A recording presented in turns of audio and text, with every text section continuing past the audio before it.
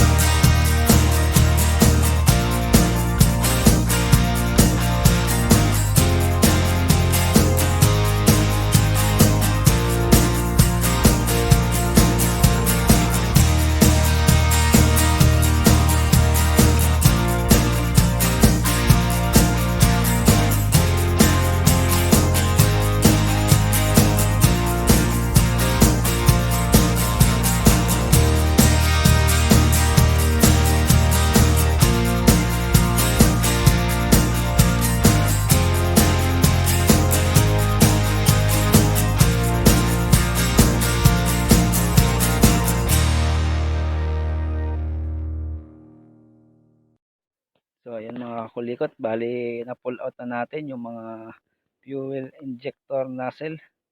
Ayan, tataklawan naman natin, papadala natin yung mga injector niya sa calibration. So ayan, ayan yung ating injector na pinull out. So papacheck natin yan kung may mga backleak or so, may sirang solenoid. Ayan, papacheck natin yan sa ating calibration. Okay, para ma-recondition na rin yung ating 6M70.